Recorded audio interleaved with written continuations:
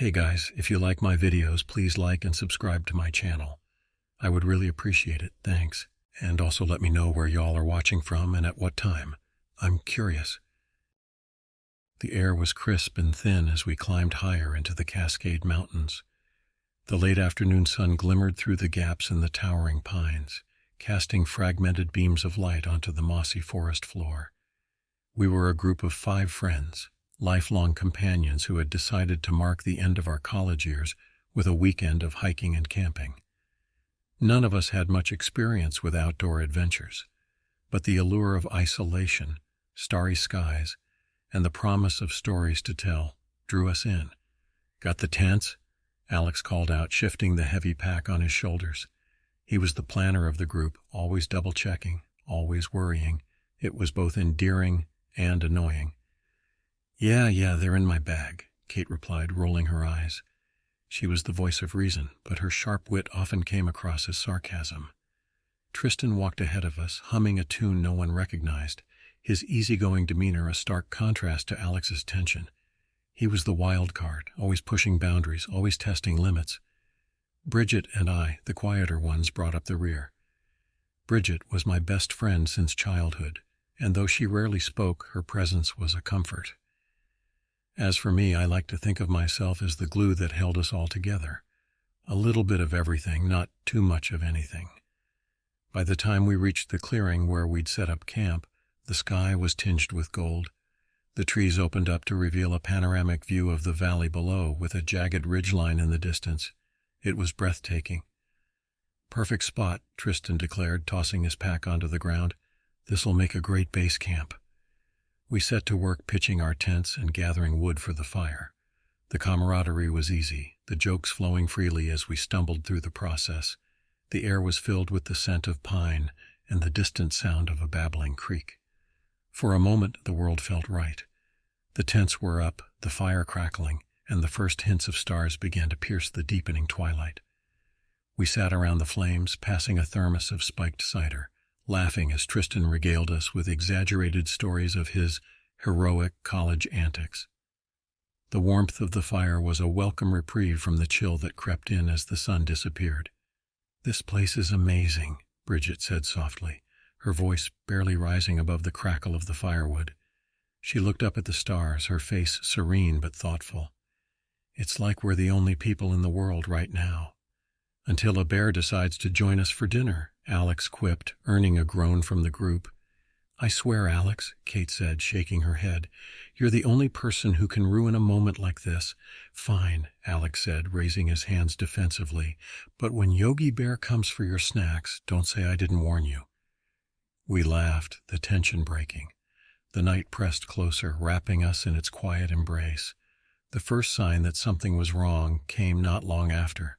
We were sitting in a circle, lost in our conversations, when a sharp, distant sound sliced through the forest, a high-pitched screech that echoed and then disappeared as quickly as it had come. We froze, our words dying mid-sentence.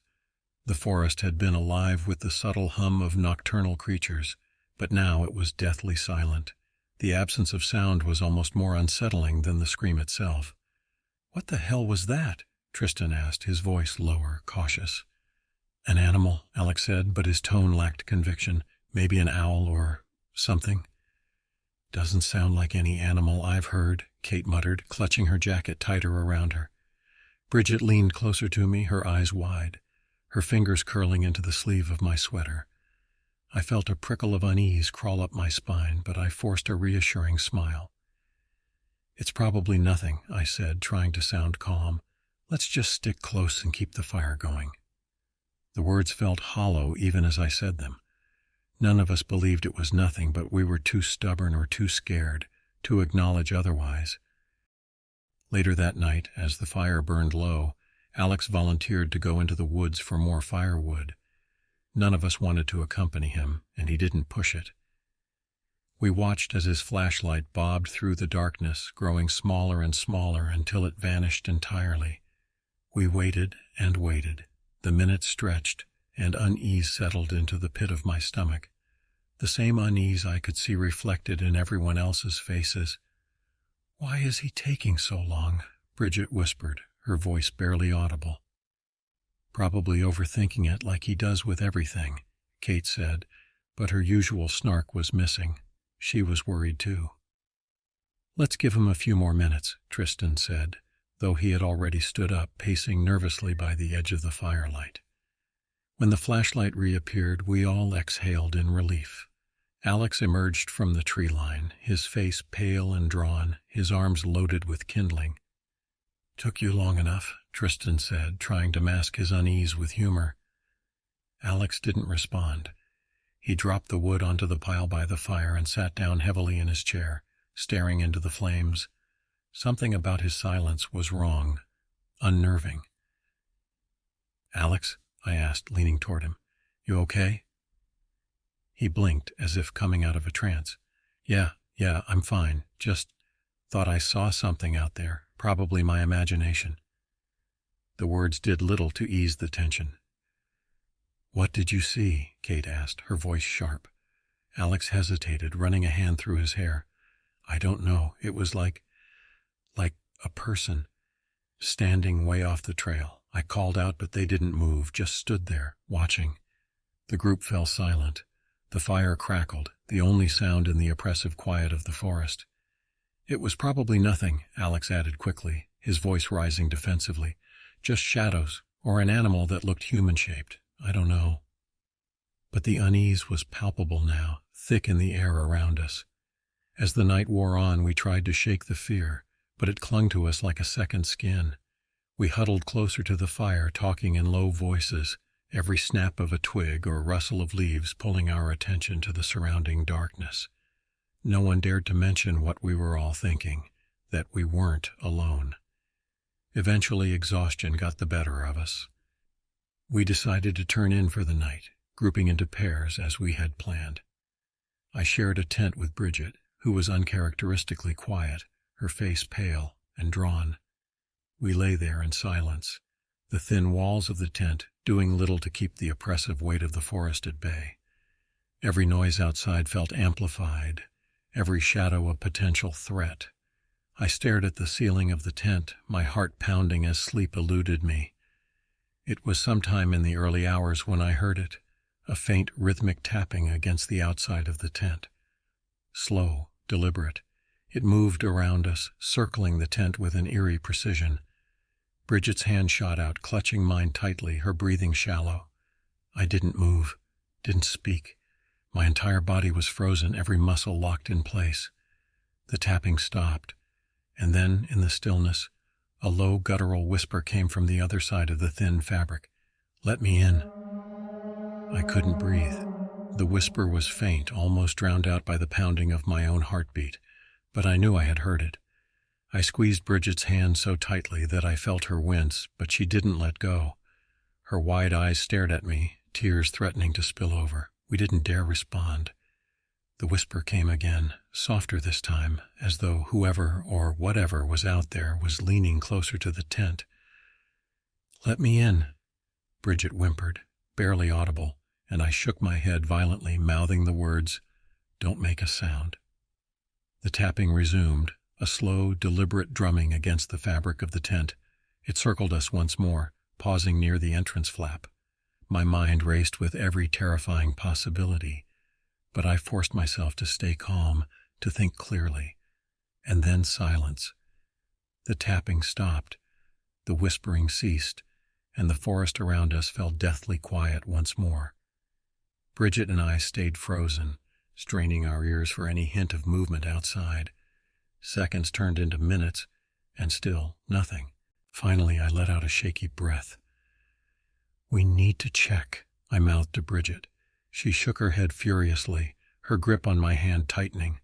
"I'll do it," I whispered, barely audible. Before she could protest, I slowly reached for the zipper of the tent.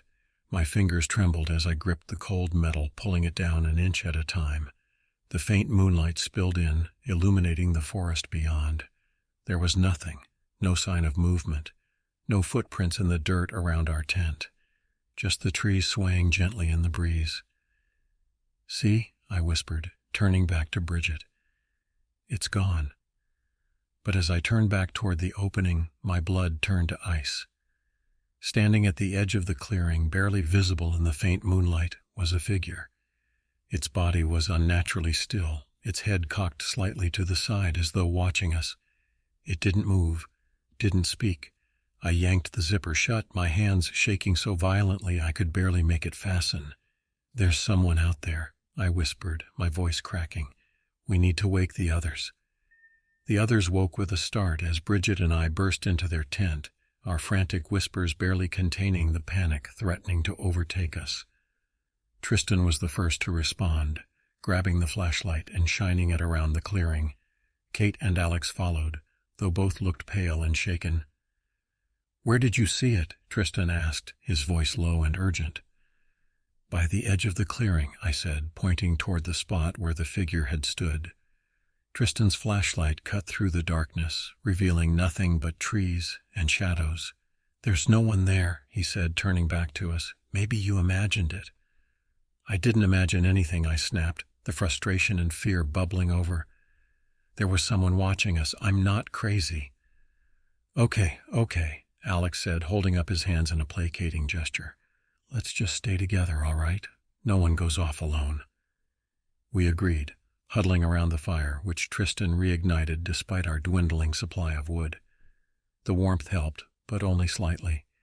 The oppressive sense of being watched never left, even as the hours dragged on. At some point, exhaustion overtook us. Despite our fear, sleep crept in, stealing minutes and then hours.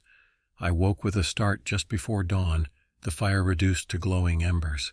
The others were still asleep, their faces pale and drawn in the dim light.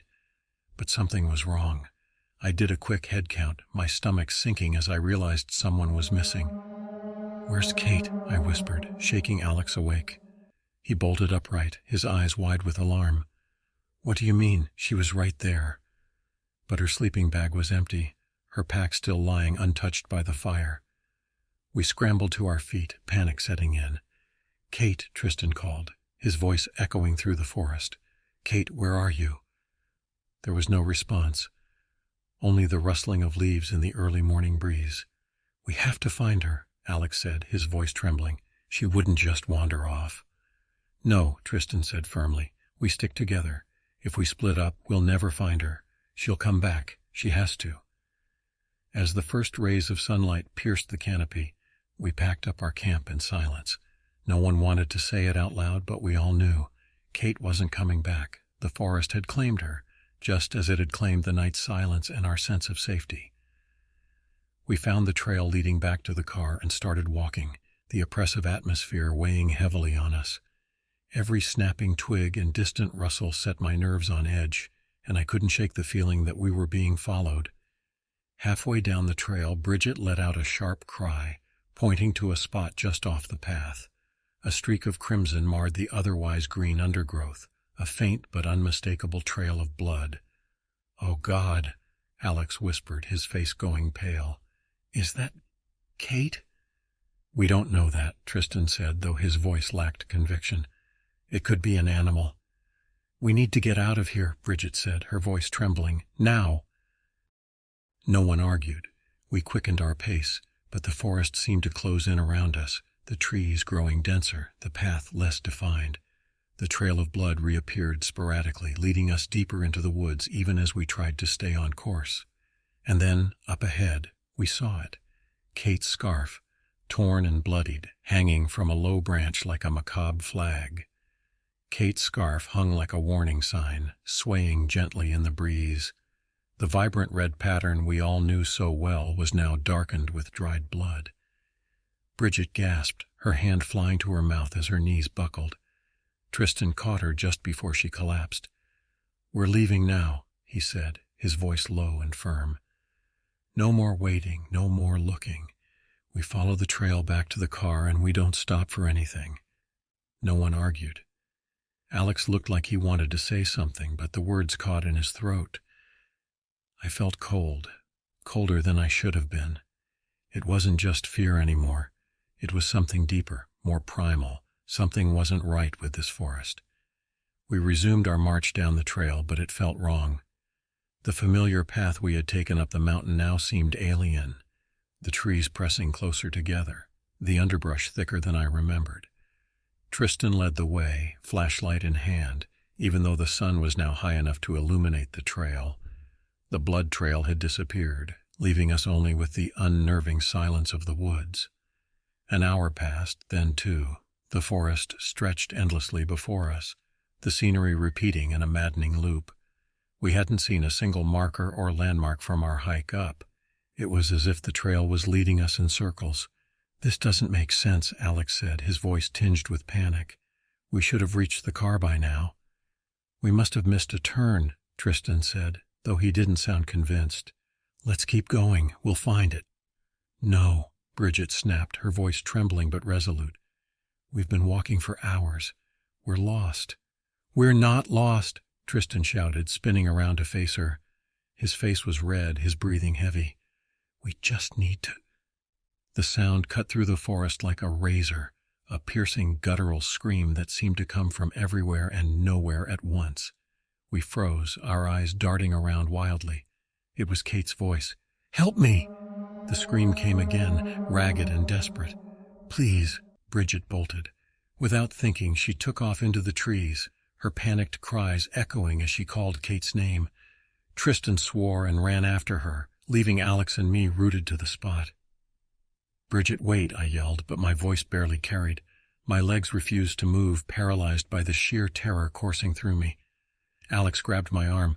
"We can't—" Another scream cut him off, but this time it wasn't Kate's, it was Tristan's. A guttural, choking sound that ended abruptly, leaving an oppressive silence in its wake. "Oh my God," Alex whispered, his face pale as a ghost. "We need to run, now." Alex and I stumbled through the forest, our breaths coming in ragged gasps. Every step felt heavier, every shadow more menacing. The sun was beginning to set, casting long, distorted shadows that danced around us like specters. "We're going to die here," Alex said, his voice trembling as he glanced over his shoulder. "We're not getting out." "Stop it," I snapped, though my own resolve was crumbling. "We just need to—" A sharp crack came from behind us. We whipped around, the forest now eerily still. I shone my flashlight toward the sound, but it revealed nothing except the gnarled roots and dense foliage. "Did you see that?" Alex whispered, his eyes wide and unblinking. "See what?" "There was someone, I swear there was someone standing right there." He pointed toward the trees, his hand shaking. I didn't see anything, but I believed him. "Come on," I said, grabbing his arm. "We can't stop. We have to keep moving." As we turned back to the trail, or what we thought was the trail, I caught a glimpse of something out of the corner of my eye. A figure, impossibly tall and unnervingly still, standing between two trees. My blood ran cold as its head tilted slowly to one side, as if studying us. "Run!" I screamed, and Alex didn't hesitate. We tore through the forest, branches whipping at our faces, roots threatening to trip us with every step. My lungs burned, my legs felt like lead, but the fear drove me forward. We burst into a small clearing, both of us skidding to a halt. There, in the center of the clearing, stood a cabin. It looked ancient, its wooden walls weathered and gray, the roof sagging under the weight of years. Smoke curled lazily from a crooked chimney, the first sign of human life we had seen since the nightmare began. "Do we go in?" Alex asked, his voice barely above a whisper. "We don't have a choice," I said, my voice trembling. "We can't stay out here." We approached cautiously, every step feeling like a mistake. The front door was slightly ajar, creaking softly as the wind pushed it open further. Inside, it was dark, but the faint glow of a fire could be seen at the far end of the room. "Hello?" I called out, my voice echoing in the silence. No response. We stepped inside, the wooden floorboards groaning under our weight. The air was heavy, the smell of damp wood and something metallic filling my nostrils. And then we saw it. In the corner of the room, sitting in a chair by the fireplace, was Kate. Her back was to us, her head tilted at an unnatural angle, as though listening to something only she could hear. "Kate?" Alex said, stepping forward. She turned slowly, her movements jerky, inhuman. Her eyes met ours, wide and unblinking, her lips curling into a grotesque smile. "You shouldn't have come here," she said, her voice a hollow echo. Kate's face was a mask of distorted familiarity. Her wide, unblinking eyes locked onto mine, and the smile stretched across her face was wrong, too wide, too rigid, as if the muscles beneath her skin had forgotten how to move naturally. "You shouldn't have come here," she repeated, her voice echoing unnaturally in the small cabin. It sounded layered, as though multiple voices were speaking in unison, rising and falling in a disjointed harmony. "Kate," Alex whispered, stepping closer. I reached out to grab his arm, but he was already out of reach. "Don't," I hissed, my voice trembling, but Alex ignored me. "What happened to you?" he asked, his voice breaking. "We've been looking for you everywhere." Her smile faltered, her head tilting sharply to one side with a sickening crack. The motion was so abrupt it made me flinch. Her hands, which had been resting in her lap, began to twitch, the fingers curling and uncurling like a marionette on strings. "You should leave," she said, her voice lowering to a guttural rasp. "You don't belong here." Alex froze, his face pale. "Kate, come with us. We can get help." "Alex, get back," I yelled, finally finding my voice. Before he could move, Kate's body convulsed violently. Her head snapped backward, her mouth opening wide, an inhuman scream erupting from her throat. The sound was deafening, reverberating through the cabin and shaking the very walls. The fire in the hearth flared suddenly, casting grotesque shadows across the room. For a moment I thought I saw something standing behind her, a tall, impossibly thin figure, its face obscured by the flickering light, and then it was gone. "Run!" I screamed, grabbing Alex's arm and yanking him backward. Kate's scream cut off abruptly, replaced by a low, guttural growl. Her body twisted unnaturally as she rose from the chair, her movements jerky and wrong. We bolted for the door, the floorboards creaking and groaning beneath our feet. As we stumbled outside into the clearing, the air felt heavier, the forest darker than it should have been. The cabin loomed behind us, its windows glowing faintly with an eerie, pulsating light. "She's not human," Alex gasped, his voice shaking. "That wasn't Kate." "I know," I said, my own voice trembling, "but whatever it was, it's still out there. We have to keep moving." We plunged back into the forest, the trees closing in around us like a living, breathing entity. Every shadow seemed to move, every sound amplified in the oppressive silence. I couldn't shake the feeling that we were being watched, that whatever had taken Kate was following us. We ran until our legs gave out, collapsing onto the damp forest floor. My lungs burned and my entire body felt like it was on the verge of collapse. Alex sat beside me, his head in his hands, his breath coming in ragged gasps. "We're not going to make it," he said, his voice breaking. "It's never going to let us leave." "Don't say that," I snapped, though I wasn't sure if I believed my own words. "We just need to find the trail. Once we're out of the forest, we'll be safe." But the forest seemed endless, an ever-shifting maze designed to trap us. The path we had followed earlier was gone, replaced by dense underbrush and gnarled roots. It was as if the forest itself was working against us. A sound behind us made me freeze, a low, rhythmic tapping, like the one I had heard outside my tent. Alex's head shot up, his eyes wide with fear. "Did you hear that?" he whispered. I nodded, my heart pounding in my chest. The tapping grew louder, closer, accompanied by a faint, familiar whisper. "Let me in." We scrambled to our feet, adrenaline propelling us forward. The whisper followed us, growing louder and more insistent, echoing through the trees. My flashlight flickered, casting erratic beams of light that only deepened the shadows around us. And then, ahead of us, I saw it, the trailhead. The dirt path stretched out like a lifeline, leading to the faint glimmer of the car park in the distance. Relief surged through me, and I grabbed Alex's hand, pulling him toward it. "We're almost there," I yelled, my voice raw with desperation. But as we neared the edge of the forest, something stepped into our path. It was Kate, or what used to be Kate. Her body was twisted and broken, her limbs bent at unnatural angles. Her face was a grotesque mockery of itself, the smile now stretched impossibly wide, her eyes hollow and lifeless. "You can't leave," she said, her voice a guttural growl. Alex froze beside me, his grip on my hand tightening. "What do we do?" he whispered. I didn't answer. Instead, I grabbed a heavy branch from the ground and swung it with all my strength. It connected with her shoulder, sending her staggering back, but she didn't fall. She didn't even flinch. "Run!" I screamed, shoving Alex toward the car park.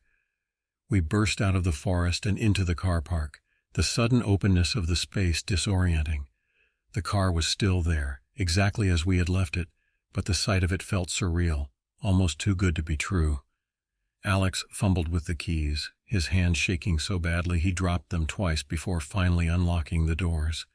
We threw ourselves inside, slamming the door shut as I turned the ignition. The headlights flicked on, illuminating the edge of the forest. Kate stood there, her broken body silhouetted against the trees, her head tilted to one side. She didn't move as we sped away, her hollow eyes following us until the forest swallowed her once more. We didn't stop driving until we reached the nearest town, where we stumbled into a police station and tried to explain what had happened. They sent a search party into the forest, but they found nothing. No cabin, no Kate, no sign that we had ever been there. To this day, I can't explain what happened in that forest. All I know is that we escaped with our lives, but we left a part of ourselves behind, something that will never fully heal. And sometimes, late at night, when the world is quiet and the shadows grow long, I hear it, a faint tapping at my window, followed by a whisper that chills me to the bone. "Let me in."